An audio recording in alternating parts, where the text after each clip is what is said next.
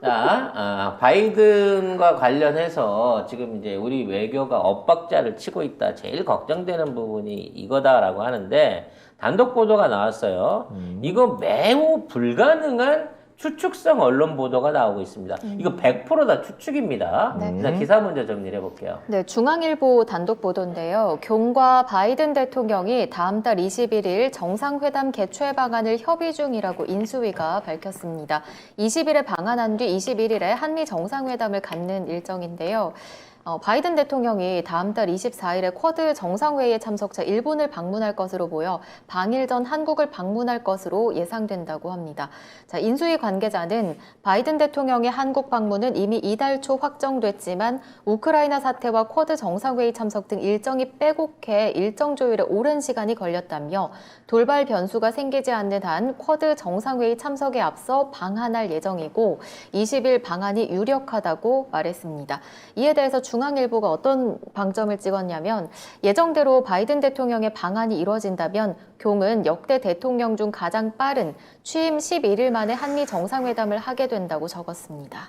자, 저는 여기에 네. 왜 이렇게까지 바이든이 오려고 하는 것인가? 거기에 추가 알파로 붙는 거는 문재인 대통령도 만난다고 돼 있어요. 그렇죠. 그럼 이걸 종합적으로 분석을 해봤을 때 도대체 미국의 의도가 어디에 있는가라는 부분을 짚어낼 줄 알아야 됩니다. 송 작가가 짚어드리겠습니다. 네. 오. 일단 원래부터 한국은 오기로 했어요. 그렇죠. 한국에 오는 이유는 지금 공급망, 그러니까 미국이 지금 바이든 정부가 생각하고 있는 중국을 대체할 공급망 완성에 대한 이 부분을 협의하러 지금 오는 겁니다. 그것 때문에 원래 온다 그랬어. 그렇죠. 당선자가 누가 되더라도. 근데 경이 됐는데 얘가 갑자기 하라는 외교나 내치는 안 하고 용산 이사를 강행하고 있는 상황이라 가서 잘 데가 없어요. 네. 경호를 받을 수가 없습니다. 아이고. 이렇게 되면 오산 기지에 전용기가 내리고 미군 부대에서 잘 가능성이 높아집니다. 그런 상태에서 아마 회담도 그 안에서 이루어질 거예요. 그게 아니면 경호 동선이 완전히 노출되는 상황이 생겨요. 그래서 그런 방식 이외에는 사실상 바이든을 받아들일 수가 없습니다. 청와대를 빼고 있는 상황이라서. 자, 그럼 바이든은 와서 뭘 요구하겠느냐는 거예요. 네가 뭔 지랄을 해도 좋은데 남북관계 깨트리려고 하지 말고 공급망 확산을 위한 부분 안에서는 적극적으로 협조해라라는 얘기를 할 겁니다. 근데 이게 예전에 문재인 정부를 계승하는 정부가 만들어지게 된다고 하면 한국을 그 중심축에다 놓고 그렇죠. 한국이 생산하고 한국이 기술을 제공해갖고 이 모든 해결론을 한국 위주로 끌어가려고 할 거예요. 근데 지금 입장이 바뀌었잖아. 하겠다는 의지도 없을 뿐더러 통제도 불가능한 놈이 됐어. 나는 여기에 그동안 한국과 통일 한국, 그러니까 북한이 합쳐져서 하던 이 공급망 구성 계획을 엉뚱하게 확대를 해갖고 대만, 일본, 한국을 포함하는 극동아시아권으로 변화시키지 않을까. 그러니까 북한하고 가라고 할 걸 갖다가 남북관계 틀려 먹었으니 일본이랑 대만이랑 합쳐가지고 생산을 한번 해보지 또는 공급망 확대를 해보지 이런 방향으로 엇박자가 나지 않을까. 그럼 결과적으로 걔네들하고 공급망 생산을 하기 위해서는 어떻게 해야 되죠? 우리가 군사적으로 걔들을 더 지켜야 되는 상황이 생길 수 있거든요. 이런 방향으로 변화를 주지 않을까라는 생각을 해보게 됩니다. 그리고 또 하나. 용산 기지의 무리한 방안에 대해서 재고해라라는 얘기를 할 가능성이 매우 높습니다. 왜요? 미군 기지를 지금 쫓아내려고 하고 있잖아요. 왜냐하면 거기를 털어야 경이 원하는 남산하고 연결할 수 있는 신당을 세울 수가 있어요. 그러니까 남산 꼭대기의 기운을 받아가지고 아이고. 지금 아이고, 보성여고 쪽으로 흘러내려오는 그 지맥을 따라가지고 용산과 한강을 연결하는 수준에다가 무속신당을 세워야 돼요. 그게 이제 앞으로 우리 건진 법사가 생각하는 네. 앞으로 이제 경정권의 영원을 하기 위해서 만들어야 될 핵심 시설인데 그걸 하려면 미군 부대를 끌어내야 되거든. 근데 미군 부대는 건드리지 말아라고 요구할 가능성이 높다는 거죠. 바이든 와서. 왜냐면 미군 입장에서도 아예 한반도의 주도권을 넘겨주고 가면 모를까. 다시 일본과 대만을 엮어가지고 뭔가 그 포스트 스팟을 만들기 위해서는 서울에 반드시 용산기지가 존재해야 될 이유가 앞으로 생겼거든요. 그래서 요 문제가 제기되면서 용산 이전에 대한 트러블이 제대로 생길 수 있다는 생각이 듭니다. 근데 바이든이 문 대통령도 만남을 추진한다고 하잖아요. 근데 퇴임한 대통령을 굳이 현직 미국 대통령이 만나는가? 그거죠. 예. 문재인 대통령과 대한민국의 영향력은 우리나라가 기술을 제공하고 물건을 만드는 데서 끝나는 게 아닙니다.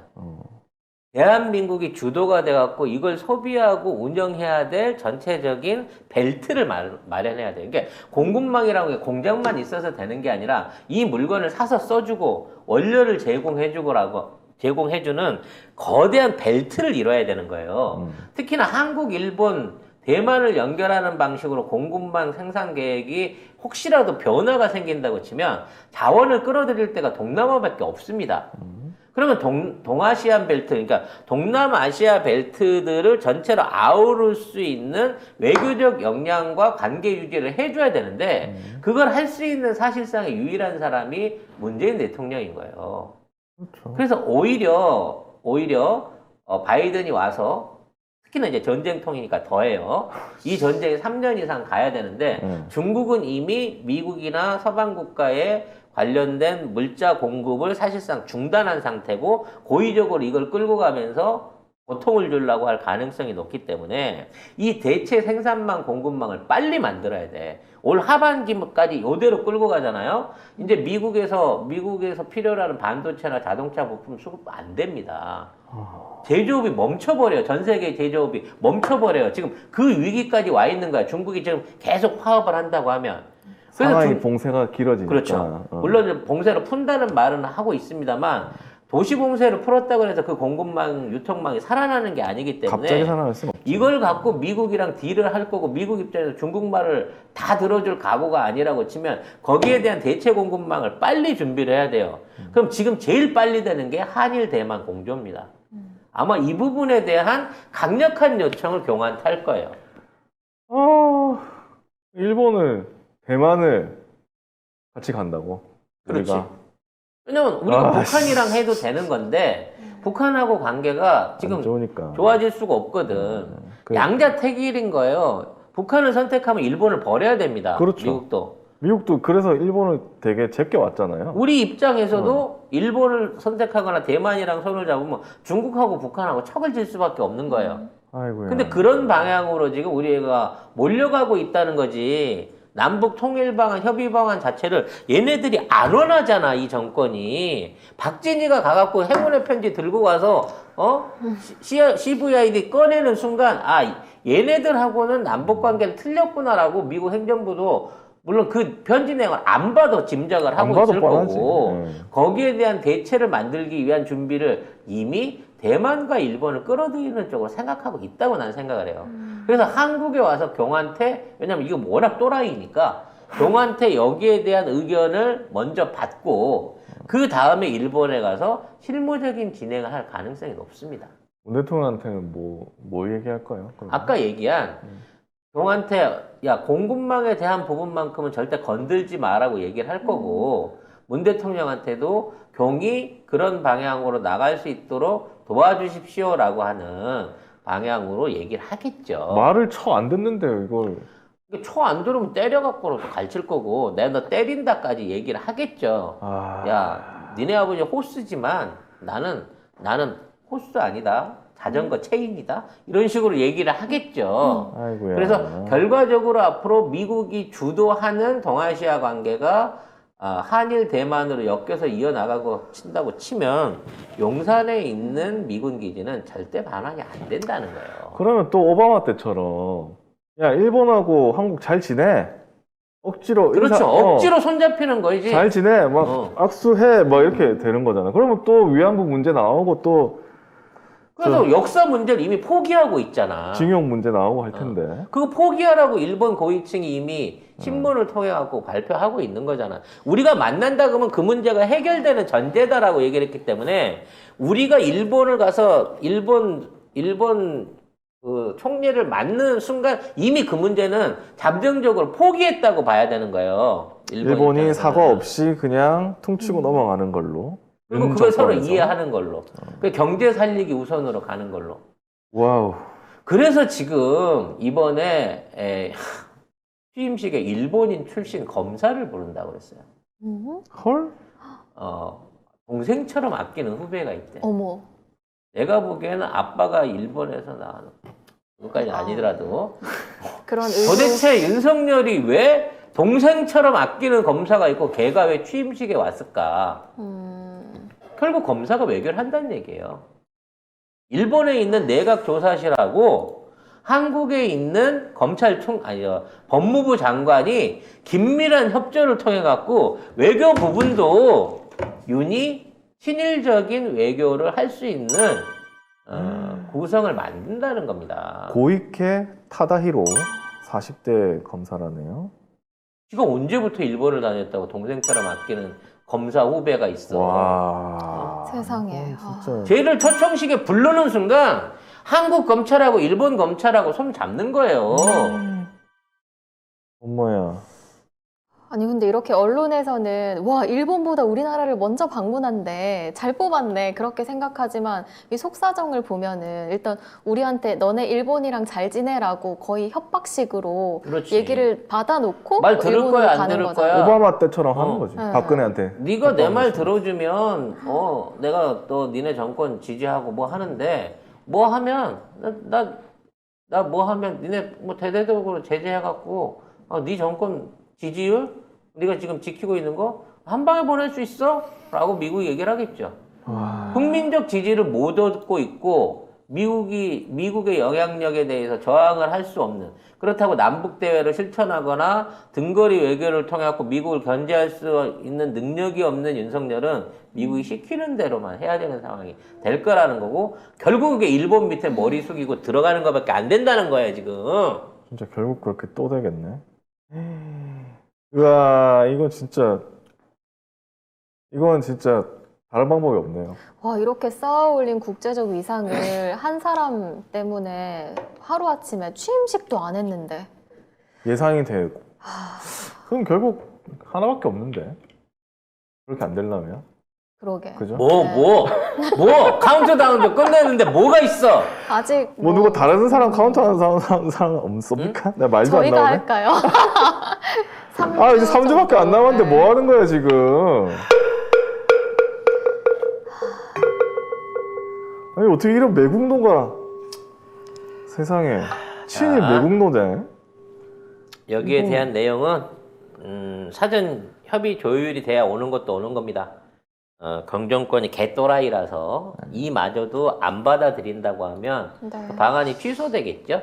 근데 아, 바이든 네, 방안이 바이든 방안 자체가 음. 미리 땡겨와서 오는 방안 자체가 취소되겠죠. 근데 제일 중요한 건 왜 이거를 조선일보가 아닌 중앙일보가 이러한 보도를 진행하고 있냐 이거죠. 조선일보는 내치 쪽으로 잡고 중앙일보는 외교 관련된 내용을, 그러니까 미국의 외교 싱크탱크하고 민주당 정부 내부에 있는 외교 전문가하고 손을 나눌 때 그런 방식으로 제안을 나눈 게 아닌가 싶어요. 역할 분담을 한 역할 것이다. 홍석현이 한때 미 대사를 가려고도 했었고 음. 유엔 사무총장 출마도 검토한다는 둥, 특히 중앙일보는 그런 쪽에 관련한 내용이 많았거든요. 손석희를 갑자기 미국 유학 보낸다고 했을 때도 좀 이상했고 나도 진짜 이상했어. 결국 안 됐지만 미국과 관련된 모종의 외교 해결문이 또 연결고리를 일본의 요미우리라든지 일본의 외무성이 지는 것처럼 중앙일보가 대외 외교에 관한된 경의 권한들과 그와 관련된 역할들을 스스로 나서서 쥐고 있는 게 아닌가라는 생각이 든다는 거죠. 이게 야심이 조선일보보다는 중앙일보가 훨씬 큰 크다. 거예요. 결론적으로 따져놓고 보면. 네. 자, 여기까지 하겠습니다. 네. 제가 해드린 얘기는요, 저의 뇌피셜이다. 뇌피셜이다. 들으시고, 어디 가서, 쟤한테 들었다는 얘기는 하지 마세요. 네. 왜? 하지만, 이야기 실컷 잘 해서. 잡혀갈까봐. 누구한테요? CIA한테.